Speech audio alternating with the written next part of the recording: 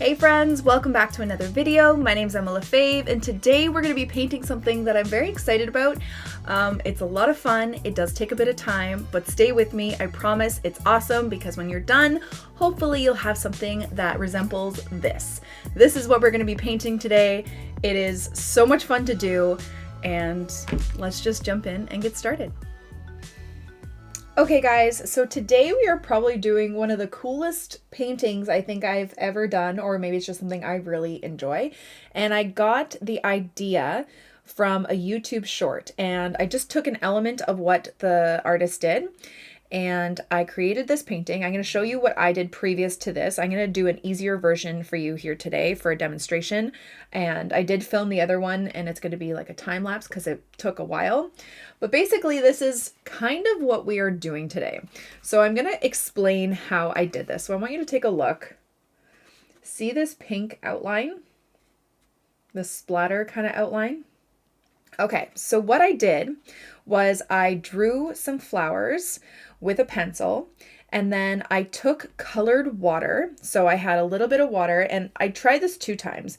The first time I did, I just took a bunch of my watercolor, like I washed my pink off in here, and then I spilled it and I kind of patted it so it, splattered everywhere.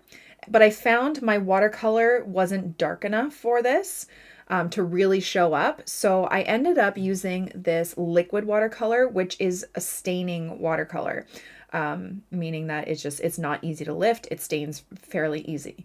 So I used this instead, and then I got this really great pink background. And I did this, I spilt it and kind of splattered it over my pencil drawing on my watercolor paper. So then once I let it completely dry, I erased any parts of my drawing that were not in the splatters. So I should have done it a little bit lighter, but I don't know if you can see, there's some pencil marks in between these leaves. Right here, this flower where it's not complete. You can't really see it in this, but I erased any parts that were not in the splatter. And then I went back over it with my regular watercolor once it was dry, and I filled it in. And I just love the way this looks because only filling it in where the splatter is, you get these like kind of cutout marks. It looks really cool. And I want to try it again for this video, doing hopefully an easier version because this took a long time. I am going to do a time lapse of this, how I did this. But I thought this was really cool. And I got this idea from a YouTube artist. I found a YouTube short and it was like spilt milk something. I will link it below so you guys can see. And they did like kind of a portrait of someone. So they spilt it and then let it dry and then did the same thing only where the splatters were. So I was like, I could do that with flowers. So that's what I did. I tried it here, loved it. And that's what we're going to do today.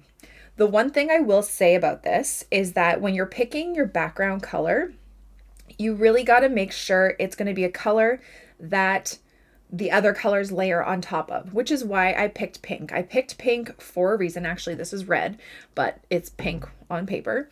I picked pink because no matter what color from here that I layered on top, it wouldn't have really changed the color. Meaning, if I were to have done purple underneath, the yellows, when I layered them on top, would have looked more brown, okay? But if you layer yellow on top of pink, it has a bit more of an orangey feel to it, right? Because watercolor is transparent, right? You can layer it on so it's a lot darker, but that color that's going to be shining through, the little bits of pink, have to make sure that they're not going to change the color drastically in a way that you don't want it to. The only color, so pink, if you look at our color wheel, and this is what you really have to think of when you're layering colors or glazing. When layering colors, they have to layer well in a way that it won't change it so drastically that it doesn't look the way you want it. Pink derives from red, so its contrasting color would be green. And when these two colors are mixed evenly, they would turn to brown. So layering green on top of red, I had to think, okay, what happens when I mix a little bit of pink with my green? It mutes my green, so it's a bit more of a natural green. So for this, I went for a sap green when layering on top because I knew that sap green is pretty bright of a green. Layering it on top of a bit of pink is actually going to neutralize that green. So you're not losing the green. It's not turning brown because they're not equal parts green and pink. but it will neutralize it a bit. So that allows me to use a bit of a brighter green. I did use some of my olive green, which is already like this muted neutral green. And if you look, they're a bit more like this, I think is a olive green and that's a sap green. This is a bit more of a muted neutral green than this one because of the green I used. But either way, any color that I laid on top of pink was going to work. So like I said, if I had a purple background and I was trying to do these yellow, what are they called? Like the Billy Button drawings, flowers, it would have been a bit more on the brown side. Okay. It would have layered on top and been a bit more muted, but layering the yellow on top of pink, it just gives it a bit more of an orangey tint rather than a brown. Take into consideration the colors you're layering on top and if it will layer nicely. If you wanted to do like a test, you could always layer the color, like do a swatch of a page of the background color you want to use and then the colors you're planning to put on top. And then once it's dry, kind of glaze on top to see what colors will form on top. That is my recommendation for this painting, but this is kind of what we're going to do. So we're going to draw some flowers here, not as many as I did there because it took quite a long time. And if you're not as familiar with drawing flowers, I will try to explain how I'm doing this, but a really great book that I recommend that you check out if you want to get better at drawing flowers like that. This book by Ali Coach, I don't know if I'm saying that right. She is an incredible line floral artist, and she has this great book on how to draw flowers and arrangements and stuff like that. So if you want to get better at drawing flowers, I would definitely check this book out. I've definitely taken some elements from these flowers throughout this book. So definitely check her out. And I think I'm done rambling and we're ready to go. Okay, so the first thing we're going to do is we are going to take our pencil and we are going to draw flowers. So I'm going to try and draw them a bit bigger. And the whole purpose is that when we do our splatter, some of it will be cut out. So it gives it that really cool look. But I'm going to start off with this kind of same like peony flower like I did here. So just start off with a circle. And I'm not doing it right in the center. I'm just having it a little bit off center. I always like things a little bit asymmetrical. I'm going to turn my lights down a bit so you guys can see. Hopefully a little bit better. Okay. And I'm going to do this little circle here and I'm just going to kind of do these little loops going around. I'm going to leave the center like that. And you don't have to do too much detail right now because we are going to go over it with our pen after the splatter part. Okay, so don't do too much drawing.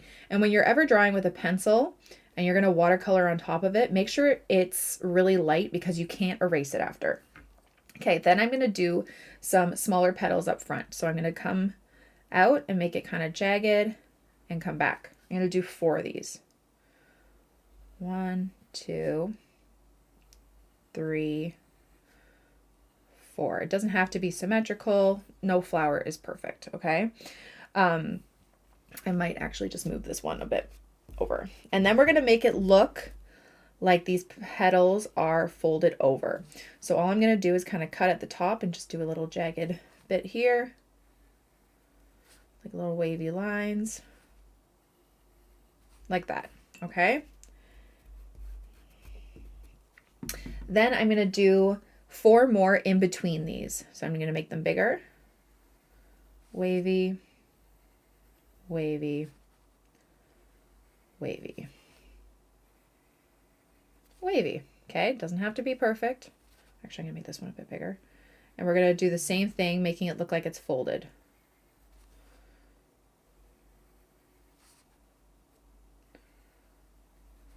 Okay, like that.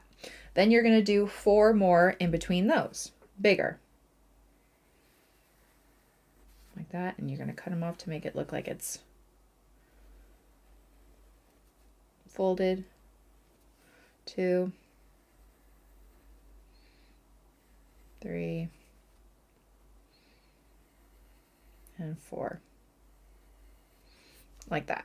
Okay? And if you want to kind of tweak anything, erase it, take a look at it, see what you like, what you don't like, you can always fix things. But always draw really, really lightly so you can easily erase. You don't want these pencil marks underneath. Okay, so there's our first flower. And then you can decide what other flower you want to do next. I think I'm going to do kind of like a Cosmo-ish type flower, I think. Yeah. So I'm just going to just kind of outline the stamen part here. Just this like oval shape. And I'm going to do a petal kind of coming up here like that. Then I'm going to have a petal kind of coming up to the side like that. And then one that's a bit more like folded, like the bottom version. So I'm going to cut it off here. And do another one. This is going to be behind the peony, like that. I think I'm going to move this one over just a bit. And then do another one. And then another one here. Okay, doesn't have to be perfect, but it's there. Okay, if you want to do another couple little petals to fill it in, you definitely can. And then I'm going to do another one over here. Okay, so let's pick kind of like, let's do like an anemone kind of thing. So I'm just going to do a center here, like a oval, and then like another circle in the middle, but it's more closer to the top here. And then I'm going to just do a big petal like this, petal coming to the side, a petal coming to this side, and a petal like flatter, and then have it kind of cut up here, another one that's flatter over on this side, this one kind of folds as well, another one here, another one here. I feel like this one needs to be a bit different. Like that. I'm gonna have another one over here, behind here. I don't know, it doesn't have to be a realistic flower. I don't like the point of this one. I do a lot of erasing when I draw flowers, so if you feel the same, do the same. Let's see, and that one, see now it's kind of pointed down. It just flipped upside down. Okay, and then for the center, I'm gonna have, I gotta actually move it over just a little bit. Okay, I'm gonna have that center there. And I'm just gonna do these little circles kind of on there. Again, I'm not gonna do too much because I really want to have, actually I'm gonna flip it back. The perspective's off for me. And then there would be these lines with other circles. I don't want to do too much of it because I want to do it with the pen and I don't want to have the pencil marks underneath. So I'm just doing these like little marks like that. Okay, so there we have our main 3 flowers. And then I'm going to fill up this part with some greenery, some leaves, and some smaller flowers. Okay, so I'm going to do some leaves that are kind of coming out to the side here. I'm going to do like the center vein, and then I'm going to kind of come back, do a little jagged edge there, meet it on the other side, like so. Have another one kind of coming down here. Always curve your lines, never make them straight out. It would look weird. Okay, come back to a point, little jagged edge. Like that.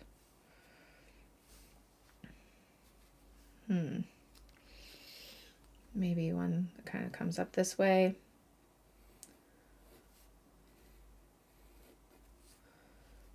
Maybe a little bit of one here. Like that.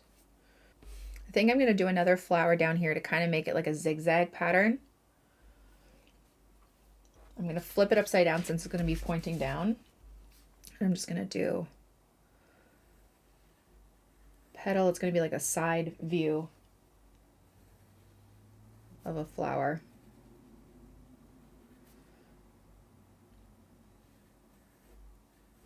Let me see what that looks like. Maybe another one too, like a smaller one right beside it.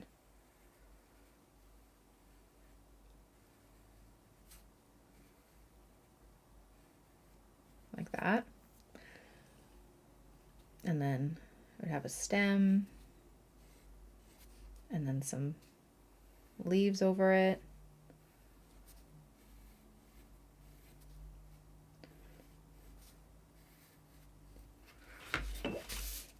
Like that. There we go. So it just looks a bit more of like a zigzag.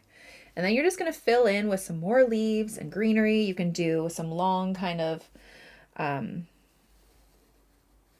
like longer leaves that are folding.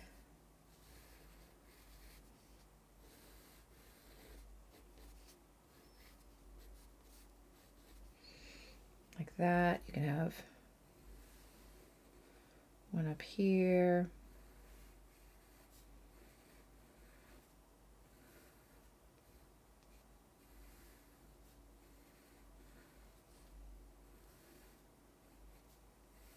I said I was going to make this one easier, but I feel like it's just as intricate almost. I'm going to do like a eucalyptus leaf down here, or stem, whatever. These rounded leaves kind of coming over.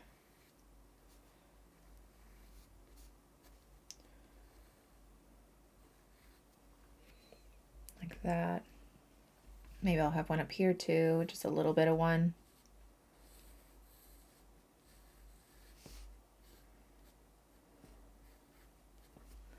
And then I need something right here. Feel like more leaves maybe? No, we have those leaves there. I'm just going to do some greenery over here, I think. So we're going to do just some stems with some regular leaves.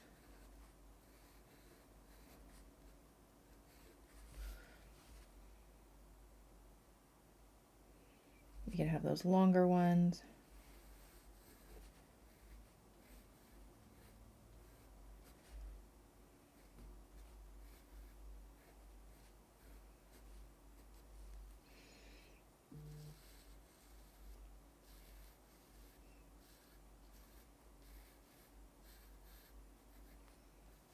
Okay, so then once our composition is done, so here's just kind of like a close-up-ish. I know it's hard to see, but you want to make sure it's nice and light.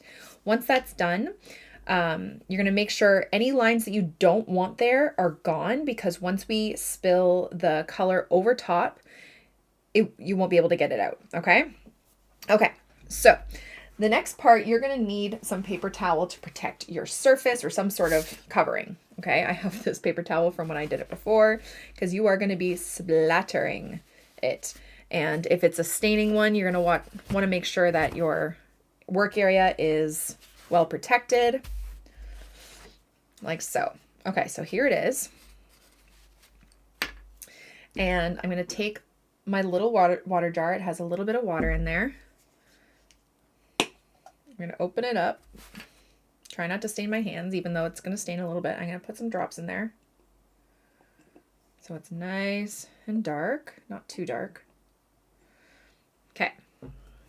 And then you're going to trust your gut and you're going to spill it in the center. And then you're going to use your hand. You could use gloves if you want. You're just going to splat.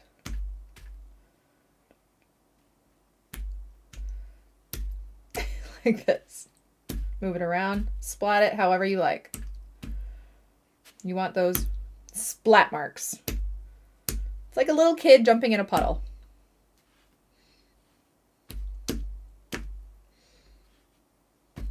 Like that. Okay. Oh, see, then there's some here that's not covered. If I want that covered, I'm just going to move some of my water over here. Just because, but we do want some of the drawing not in the splatter, okay? Because it's going to look like it's cut out and it's going to be awesome. Now you are going to let it dry. You can always take a little bit of your paper towel and just mop it up like so, because it's quite, just take up some of that extra water. And you're going to let it completely dry. Like so.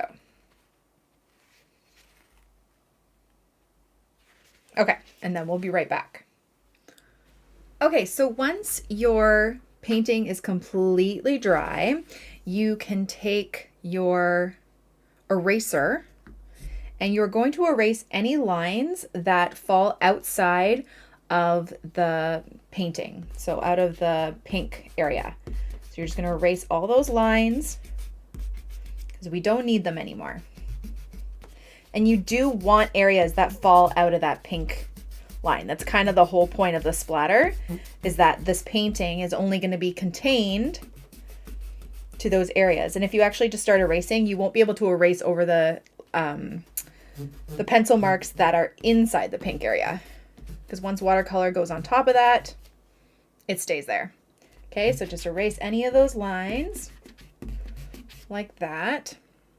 And sometimes, like, I might want a little bit more, like, so see, there's some great splatter here. I kind of wish I did a bit more drawing there, just so some of it was cut off. So what I actually might do is just do like another leaf thing here. So you can actually draw it over the pink.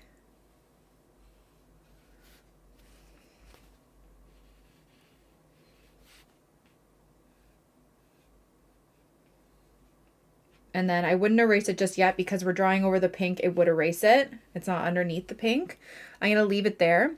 And then what you're going to do next is you are going to take your fine liner pen and you're going to go over all of the pencil lines. Okay, so I'm going to speed this part up because this is long, but you're going to go over all the pencil lines and create your detail like in the center of the stamens.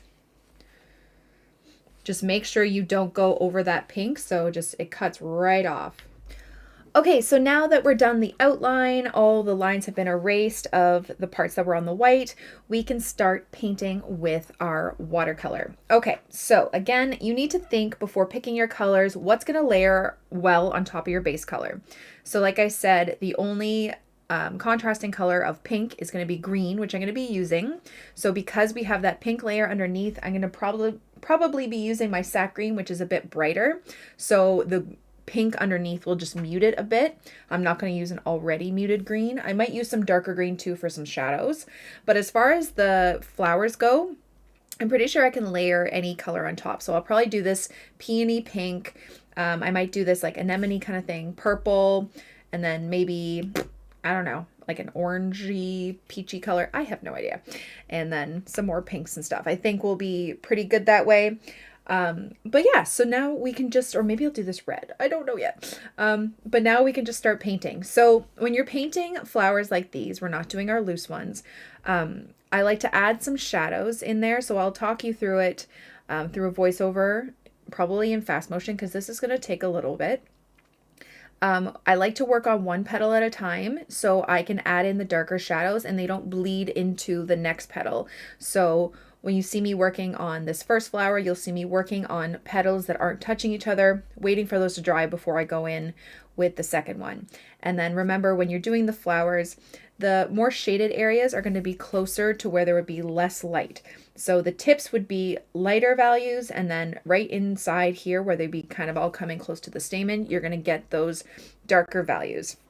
And then also what to think about is if you have flowers that are on top or leaves that are on top of other leaves, so say this leaf right here is covering this one, there would be a bit more of a shadow right behind because it would be casting a shadow because it's underneath. Okay, so I'm going to start painting. Take your time, enjoy this part. This is a fun, relaxing part, and let's begin. Okay, so I am going to talk you through some of the parts through this time lapse. It did take me a while to paint this, but as you see here, I am starting off with those 4 initial petals, laying down the pink color that I like, and then I go back in while it's still wet, adding a bit of shadow, just adding a bit of green to my pink to create that shadow color.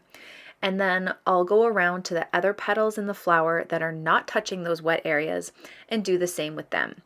My biggest tip about this piece is try and use different values. You don't want to have all dark values with your work or all light values. Give a variety by leaving some lighter areas and some darker areas. It just makes it, you know, pop a bit more instead of all looking like super, super bold. I feel like even myself, I could have used a little bit more of the lighter values in this, but work on one section at a time. See here, I'm going back in because those first petals have dried, and then I'm just doing the exact same thing. And for the little parts that have been folded up, those little kind of curves around those petals, you'll see after I kind of just go back over with a light wash because they are a bit lighter than the inside of the petals. But this part is almost just kind of like a coloring book. Like I said, use different values, add some darker shadows to some of the leaves that are underneath others. If there are pieces like here, you can see I just added a little leaf up there. If you feel like there's pieces missing, you can always add in a bit more of the illustrations. That big leaf that I did there, I just added in some dark shadows to the base, and then I even lifted up some color on like the belly of the leaf. Just have fun with it and try different things, but take your time, come back to it if you need to. This does take a little while, but enjoy it because in the end, you're going to have a terrific piece. And I'll just let you guys kind of watch this part. And then you'll see at the end, I use a bit of my pen just to do a little bit of line work on some of the leaves, just to give it a bit of texture for some fun. But that's honestly about it.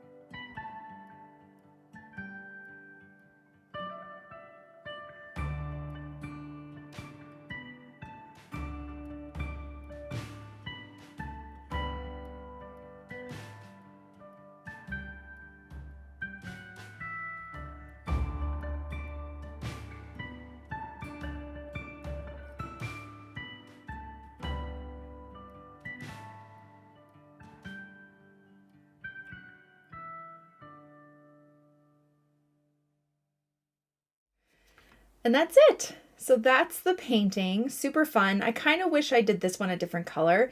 I like the colors that I did in this one a bit more. I feel like they just went better together. And that this purple one just kind of stands out a lot. But you know what? This was so much fun and it's so cool to do. So let me know how yours goes, and I hope you guys enjoyed the tutorial. Thank you guys so much for watching my video. I really hope you liked it and I hope you learned something. Don't forget to subscribe to this channel and follow me on all my other platforms for tons more content. Have a great day, guys. Bye.